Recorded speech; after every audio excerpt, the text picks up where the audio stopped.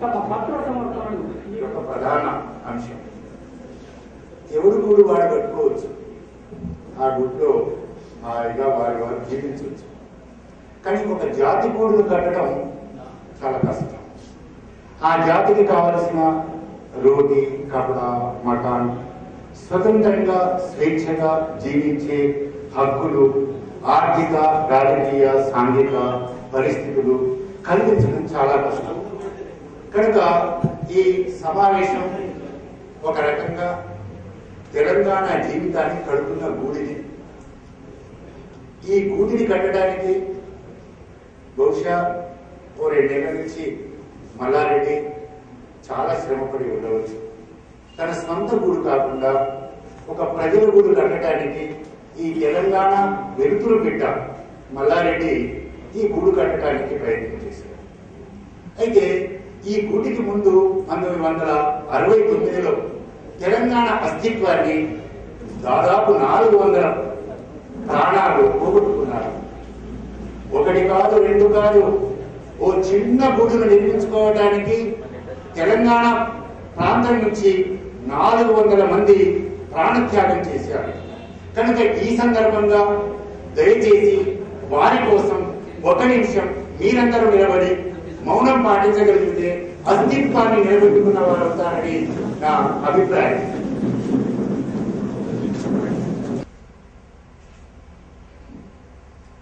జోహార్ తెలంగాణ అమరవీరులకు, జోహార్ తెలంగాణ ముత్తవీరులకు. సుఖీతులారా, మీరు దయచేసి నా 10 నిమిషాల ఉపన్యాసాన్ని వినడానికి ప్రయత్నం చేయండి. ఇది నా ఘోష కాదు, తెలంగాణ ఘోష, తెలంగాణ కవిత్వానికి సంబంధించిన ఒక ఘోష. ఈ అంశాన్ని నేను ఎలా మొదలు పెట్టాలి అని అనుకున్నప్పుడు, తెలంగాణ అస్తిత్వం అన్నప్పుడు తెలంగాణ ఈనాడు 2 శిబిరాలుగా చీలి ఉంది, లేదా ఆంధ్ర రాష్ట్రము 2 శిబిరాలుగా చీలి ఉంది. ఒక శిబిరం ప్రత్యేక రాష్ట్రం కావాలని ఒక ఉద్యమం నడుపుతుంది. అది తెలంగాణ అస్తిత్వానికి సంబంధించిన ఉద్యమం. 2వ శిబిరము సమైక్యవాదుల శిబిరం. రాష్ట్రంలో ప్రత్యేకత ఎవరైతే కోరుకుంటున్నారో దాన్ని అణిచివేయడానికి నడుస్తున్న శిబిరం. ఈ సభలో కూర్చున్న వాళ్ళంతా నా మట్టుకు నేను అనుకుంటున్నాను ఏమిటంటే, నారాయణ రెడ్డి 11వ శతాబ్దం నుంచి మన ఎస్వి 50 దాకా చెప్పిన ఘోషంతా అణగారిన ఘోష. అది సాహిత్యంలో ఎంత అణిచివేయబడ్డదో చెప్పారు. కానీ నాకు ఇప్పుడు అనిపిస్తుంది, ఆ అనిపించినది, ఆ అణిచివేసినది పట్టుకు పెడతా ముందు ప్రజల అస్తిత్వం ఈనాడు చాలా కీలకంగా మన ముందుకు వస్తుంది. ఈ సందర్భంలో 69 నుంచి నాకు ఇచ్చిన చాప్టర్, 69 ఉద్యమం నుంచి ఇప్పటి వరకు ఏం జరుగుతుందో కాస్త తెలియచెప్పండి అనేది నా ప్రధానమైన అంశం. 69కి ముందు దిగంబర కవితోద్యమం వచ్చింది.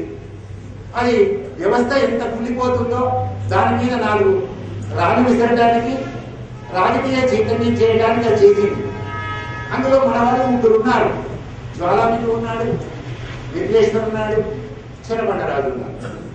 అయితే వాళ్ళకి ఆ సందర్భంలో తెలంగాణ అనే అంశము అప్పుడు వారికి కేంద్రీకృతం కాలేదు.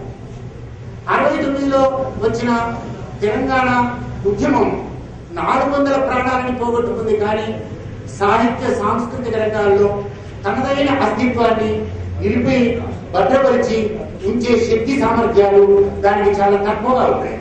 అందువలనే మనకు 69వ ఉద్యమం యొక్క లక్షణం చాలా తగ్గుతుంది. అలాగే 70లోకి మనం ప్రవేశించిన తర్వాత తెలంగాణ ఒక పక్కకు ఉద్యమం, చెన్నారెడ్డి లాంటి కీచకుడు కొంత ఉద్యమాన్ని నడిపి తన దారిని తాను వెతుక్కొని హాయిగా సుఖజీవనానికి లోనైపోయాడు. ఉద్యమము చౌరస్తాలో వదిలిపెట్టాడు. అప్పుడు మనకు విప్లవోద్యమం సాగుతున్న సందర్భంలో తెలంగాణ ఉద్యమం వెనకబడిపోయింది. అయితే విప్లవోద్యమం ఏదైతే కొనసాగుతూ ఉందో ఆ ఉద్యమంలో తెలంగాణ సంస్కృతి, తెలంగాణ భాష, తెలంగాణ జీవితం కాస్త ఒక ప్రజల ముందుకు అది తెలంగాణ అస్తిత్వ రూపంలో రాకపోయినప్పటికీ ఒక జీవితం మాత్రం ముందుకు రావటం వలన ఆనాటి వారు ఏమీ కూడా పట్టించుకోలేక ఆ ఉద్యమాన్ని నడిపించుకున్నారు. అందులో తెలంగాణ అనేక అంశాలతో కూడుకున్న, వాదాలతో కూడుకున్న, ఉద్యమాలతో కూడుకున్న వారు దానితో మమేకమయ్యారు. అది అలా కొనసాగింది. కానీ ప్రధానంగా మాత్రం మనకు ఒక 10 ఏళ్ల నుంచి చాలా బలాన్ని పుంజుకున్న సాహిత్యం మనకు వచ్చింది. అయితే ఈ సందర్భంగా నేను మీ ముందు ఒక ప్రశ్న లేవనెత్తవలసిన అవసరం ఉంది. ఆంధ్ర రాష్ట్ర అవతరణ తర్వాత ఆంధ్ర, రాయలసీమ, తెలంగాణ విలీనమైనాయంట. ఈ విలీనమైన పదం చాలా కుట్రపూరితమైన పదం. ఎందుకంటే భాగస్వామ్యం అని అనుకోవాలి మనం. తెలంగాణ, ఆంధ్ర, రాయలసీమ ఒక రాష్ట్రంలో భాగస్వామ్య ప్రాంతాలుగానే గుర్తించాలి. కానీ విలీనమైన తర్వాత ఒక భాగస్వామ్య ప్రాంతాలైన ఆర్థిక, రాజకీయ, సాంఘిక పెత్తనంతో కూడుకున్న ప్రాంతాలు మిగతా ప్రాంతాల మీద దాడి చేయడానికి, అణిచివేయడానికి, ఆధిపత్యం చూపించడానికి ఎక్కువ అవకాశం ఉంటుంది. ఆ విలీనం వలననే మనము అనేక రకాలుగా మన అస్తిత్వాన్ని కోల్పోవడానికి మనము కారకం. అయితే దాని గురించి ఎంత మనం చర్చిస్తున్నప్పటికీ ఆ విలీనంలో మన ప్రాంతానికి సంబంధించిన భావజాలం కానీ, జీవితం కానీ, ఆర్థిక రాజకీయ పోరాటాలు కానీ ఏవి కూడా అందులోకి మిళితం కావటం లేదు. అందువలన మనకు ఈ రాష్ట్ర విభజనలోనే ఒక ప్రధానమైన అంశాన్ని మనం ఈనాడు మాట్లాడుకోవాల్సిన అవసరం ఉంటుందేమో అనేది మనం చర్చించుకోవాల్సిన అవసరం. కనుక ఈ ఆంధ్ర రాష్ట్ర అవతరణలో తెలంగాణ ప్రాంతం కోల్పోయిన అంశాలు ఈనాడు మన తెలుగు సాహిత్యం వెలుతురులోకి తీసుకొచ్చింది. అంటే ఇప్పుడు నడుస్తున్న చరిత్రే నా అస్తిత్వవాద చరిత్ర. అంటే దాదాపు ఒక తెలంగాణ రచయితల వేదిక ఎప్పుడైతే ఏర్పడిందో, తెలంగాణ ప్రాంతంలో ఉన్న ఒక 100 మంది కవులు కరీంనగర్లో కలిసి వారంతా ఒక సంఘటితమై తెలంగాణ అస్తిత్వ కవిత్వాన్ని భద్రపరచాలనుకున్నప్పుడు అది ఆ చైతన్యం పెళ్ళుకడానికి, ఆ చైతన్యం కవిత్వంలో విస్తరించడానికి చాలా కీలకమైన పాత్ర అది పోషించింది. అలాగే ఈ ప్రాంతం నుంచి కూడా సాంస్కృతిక వేదిక వచ్చిన తర్వాత అది కూడా తాను చేయాల్సిన కర్తవ్యాన్ని తాను చేస్తూ వచ్చింది. అయితే ఈ 2 చేతులకు ప్రధానమైన మేధస్సు తెలంగాణ ఉద్యమం.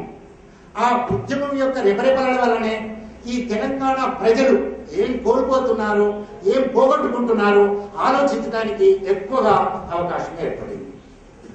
ఏం పోగొట్టుకుంటున్నాం అనుకుంటున్నారు? ఈ 17 ఏళ్ల నుంచి వలస వచ్చిన వాడి ద్వారా మనం భూమిని పోగొట్టుకుంటున్నాం, నీరుని పోగొట్టుకుంటున్నాం, ఖనిజ సంపదని పోగొట్టుకుంటున్నాం, తర్వాత వనరులను పోగొట్టుకుంటున్నాం, వ్యాపారాన్ని పోగొట్టుకుంటున్నాం, విద్యను, వైద్యను, అనేక రంగాల్లో ఉన్న ఉద్యోగాలను పోగొట్టుకుంటున్నాము అనే ఒక భావజాలం ఈ కాలంలో బాగా చైతన్యవంతమైపోయింది అయిన స్థితిలో మనం ఈనాడున్నాం. అందువల్లనే ఆ చైతన్య స్థితిలో నుంచి కొన్ని సంకలనాలు తెలుగు కవిత్వంలో చాలా బలంగా వచ్చినాయి. అయితే అవి పోయిన కాలంలో ఉన్న కవితలు ఈనాడు ఇక్కడ కూర్చున్న విద్యార్థులు అవి దొరకవు, అవి చదవలేరు, చదివిన పద్యాలు అర్థం కావు. దానికి నమస్కారం పెట్టినా పండితులకు వదిలిపెట్టవచ్చు. కానీ ఇప్పుడున్న విద్యార్థులు, నేను కొన్ని గ్రంథాల పేర్లు చెప్తాను, ఉటంకిస్తాను, వాటిని మీరు అధ్యయనం చేయగలిగితే మరింత చైతన్యాన్ని, మరింత స్పృహను, మరింత అస్తిత్వాన్ని మీలో నిలుపుకోవడానికి ఎక్కువ అవకాశం ఉంది. కనుక ఆ అర్థంతో చూసినప్పుడు ఈ 15-20 ఏళ్ల నుంచి తెలంగాణలో వచ్చిన సంకలనాలు 16. తెలంగాణ వ్యక్తిత్వానికి, అస్తిత్వానికి, ఉనికికి సంబంధించిన సంకలనాలు 16 వరకు వచ్చాయి. తెలంగాణలో కవులు తమ సంపుటాల రూపంలో రాసుకున్న కవితా సంపుటాలు 112 వరకు సంపుటాలు వచ్చాయి. అవి మీ ముందు ఉంచడానికి నేను కొంత ప్రయత్నం చేయమంటే చేస్తాను, విత్ పర్మిషన్.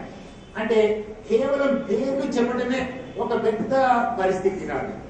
ఆ పేర్లు అయిన తర్వాత ఆ 112 గ్రంథాల నుంచి, ఈ 16 సంపుటాల నుంచి తెలుగు సాహిత్యంలో వలసవాదాన్ని, తెలుగు సాహిత్యంలో అస్తిత్వవాదాన్ని, తెలుగు సాహిత్యంలో ఏదేవి తెలంగాణ ప్రజలు కోల్పోతున్నారో వాటి కోసం ధిక్కరించిన గొంతులు, వాటి కోసం విప్లవించిన గొంతులు, వాటి కోసం తిరగబడ్డ గొంతులు ఎంతగా ఉన్నాయో ఇందులో చెప్పుకోవడానికి కొంత అవకాశం ఉంటుంది.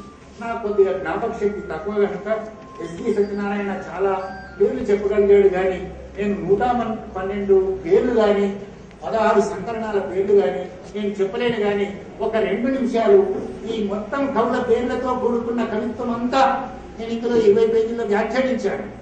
కానీ అదంతా ఇక్కడ చెప్పలేను.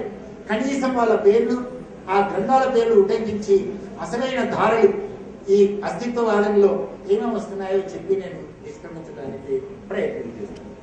తెలుగులో 16 సంకరణాల పేర్లు కానీ నేను చెప్పలేను. కానీ ఒక 2 నిమిషాలు ఈ మొత్తం కవుల పేర్లతో కూడుకున్న కవిత్వం అంతా నేను ఇందులో 20 పేజీల్లో వ్యాఖ్యానించాను.